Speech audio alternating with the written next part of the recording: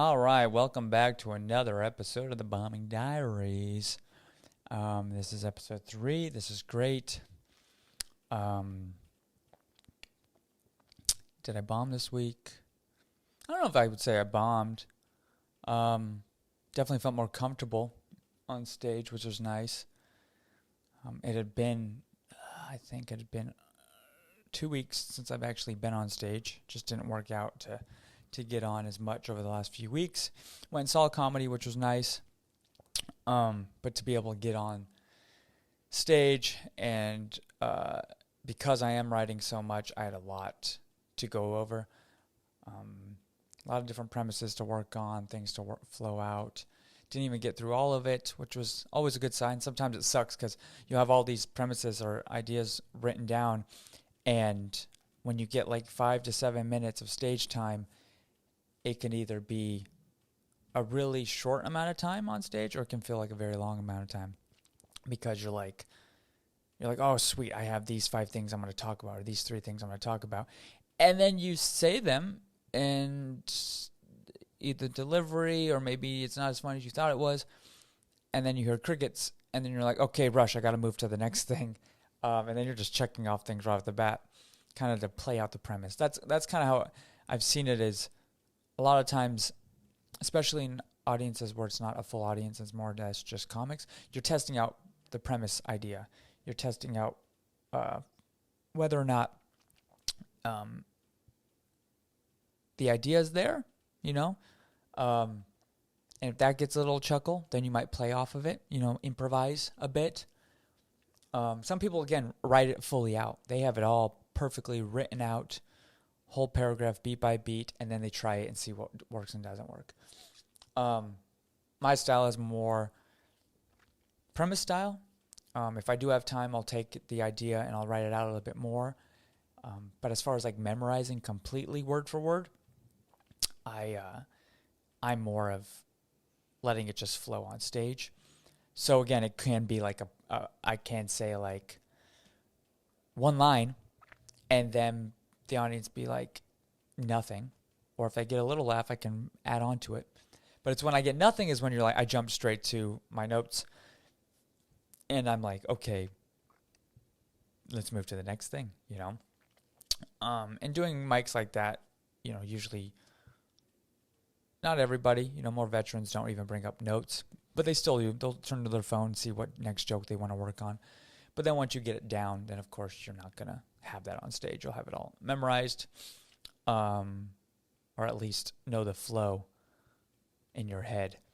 And so I had a lot written down. So I could have easily, I was like, this is a lot, but I go in there optimistic that, it's all going to work out and I'll be able to do a few of them, not all of them, which was nice.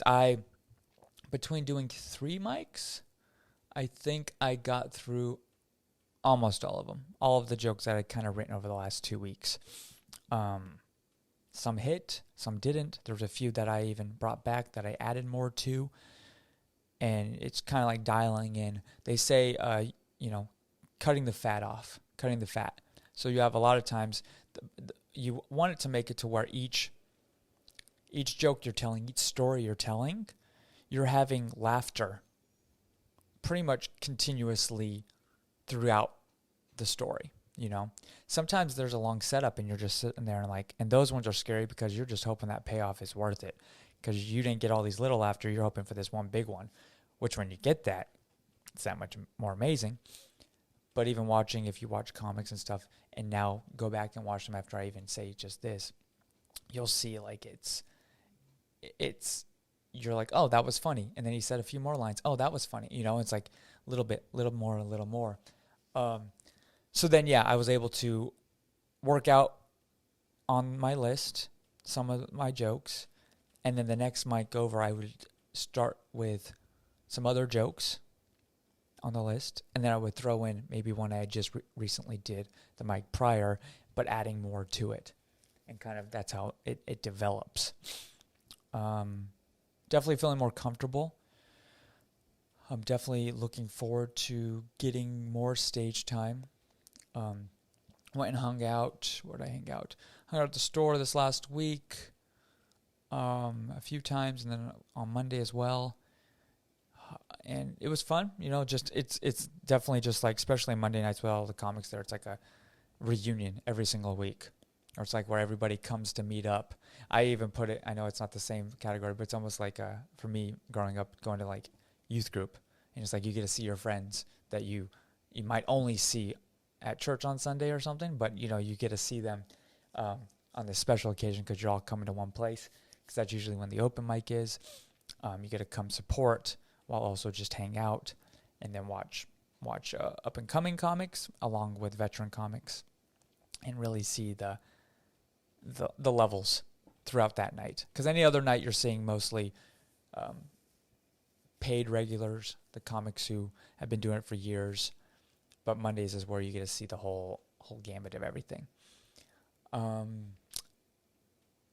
Let's see. Yeah, my mics this week were nice because I did them at, shout out to Flashback Mike in the Valley, Dante Chang, great. He's very welcoming. I like those mics. It's not the fact that they're welcoming, that is a plus, but it's the crowd I'm working with usually at that mic that are other comics are ones who are in the game. They are doing it. They're coming here just to hone on things, but then they're going to like a show or have 2 shows that night. So it's nice to be in that room and seeing if it works.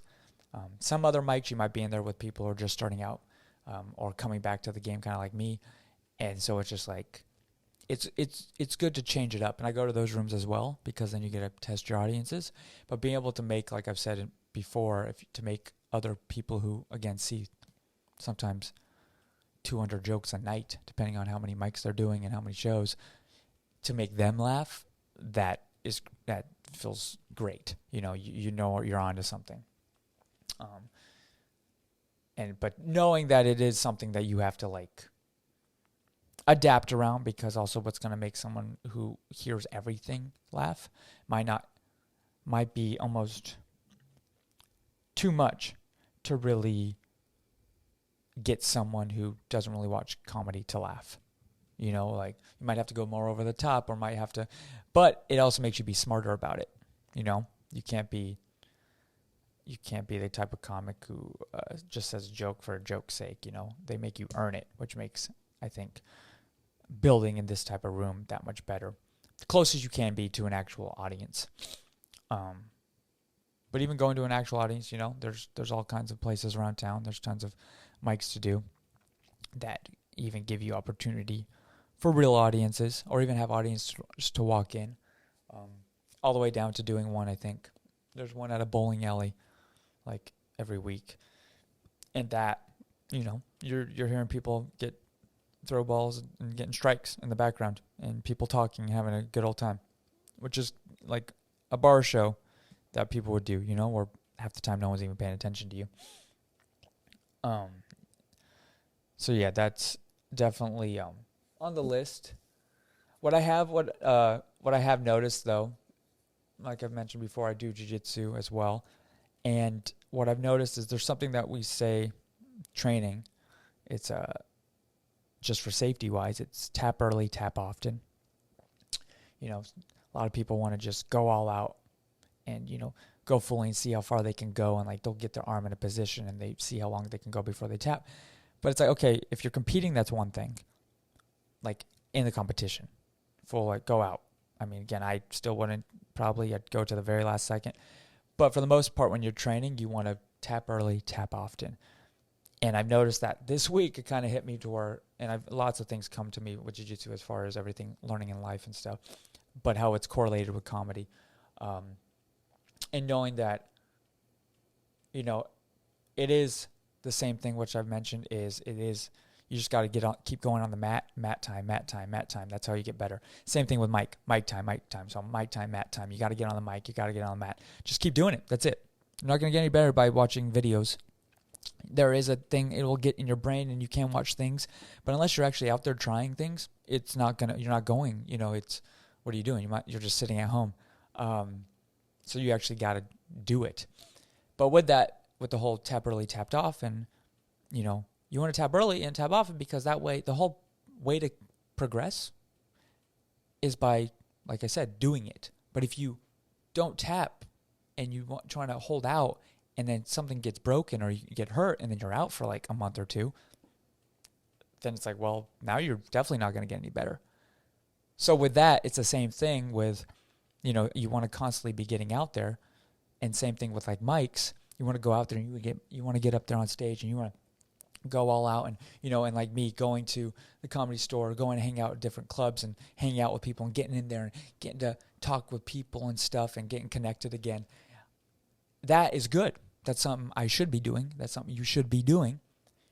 But there are moments where it's like, okay, I've worked today. I went and worked out. I did this. I've done this now, 5 days in a row. And some people can. Some people do that, and I applaud them for that. But there's a moment where at the end of the day, your health is first too. So I thought of this the other day. I went to the store. I was there for like maybe an hour or so. I was like, you know what? I said hi to people I met. It was great. I would talk to people. It was nice. I got to see some comedy. But instead of staying till like 2 a.m, I was like, you know what? I'm going to go home. I'm going to go home and I'm going to rest. I'm tired. Let's do this. I'm going to go home and rest. And with that, it's the same mentality. Tap early, tap often, You don't have to put all your eggs in one basket and go till 2 a.m. constantly. Yes, do it from time to time. Yeah, even do it once a week. But doing it consistently, you're just going to end up getting sick. You're going to be exhausted. You're going to end up getting sick and all this stuff. And then what? You're not going to be able to go to do anything. Go hang out. Go do mics. Do any of that stuff because you're at home sick. So it's better to, stay consistent, but also putting your health first. So still doing mics, still going out and hanging out, but also knowing your boundaries and knowing like where it's more detrimental for you, and just knowing, again, you know what? I'm going to tap out tonight. It's nothing against it. Yeah, maybe I'm getting older, maybe I'm not. But hey, knowing your body, knowing everything, and just knowing at least this way, I know I'm going home, getting some rest, and I come back tomorrow. Because if you don't and you stay out way too late, you wake up the next day and you're sick, there is no tomorrow. It's maybe 2 weeks before you come back. So that's something I thought about this week for sure, that hit home and connected those two dots. And what else? Not sure if you saw the post that I talked about. There's the post. I thought it was like fake almost, but I thought it was this college that had this sign up that said something about the guys that are masturbating too much in the bathrooms and they're clogging up the pipes with their semen. What? And that they need to stop, and it's against the law, against the rules of the school, and that the pipes are clogged, and that if it keeps happening, they're going to take samples and find out who it was. It's like, one, imagine who that person is who has to collect the samples. 2, is this even real? That's crazy. How old are these pipes? Like, I'm pretty sure there's people who are eating so much. How much junk food did you eat in college and just totally blow up those bathrooms? And you're telling me none of that? Not even they're shitting themselves and they're puking, but now you're telling me, oh, semen? There's that much. They are doing that much. These are the most horniest men in America. And it's in the middle of America that it's clogging up the pipes. That is crazy. And then to find out that a friend of mine actually said it happened at a university that he went to, and it made me go, oh, wow, it's an actual thing. But still, like, for that reason, that's crazy. I mean, they're practicing safe sex, at least, I guess, but still, that's crazy to think. Like, why? It's interesting. Of all the things that you could put down those pipes, even when they say don't put down the flushable wipes, they still clog. They don't clog as much as, they're still way thicker than semen. What? That's crazy. I still just can't. I can't wrap my head around it. So yeah, this week, it's a busy week. Working a lot this week, very much so. So I did get in my mics when I could. Going to hang out at the comedy clubs when I can. But for the most part, it's a busy week. But again, when it's a busy week, I'm still writing, still everything I can to write down things, so then when I do get a chance to go and I can work on some things. I'm getting quite a list of jokes prepared that I'm feeling good about. Again, for every like 20, you'll get like one good one that you can work off of. So I'm getting there, but definitely tightening up my 3 minutes for certain auditions, and then tighten up my 5, because that's what you're getting for a lot of places too. And then with that, adding to it, prior to stopping comedy, I think I had a good 10 minutes that I could work with, but probably if I was honest with myself, it was about a good 7 minutes.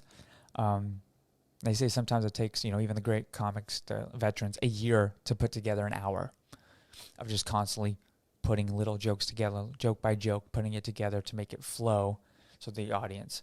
So that's why it's like, I'm just looking for the 3 and the 5 minutes right now, just to give me good, and then I can make way if they give me 7. That's where I'm at right now. So thank you guys again for listening. Follow, subscribe, reshare my videos and all this stuff. Just trying to this is more of, again, it's the diaries. It's me just talking.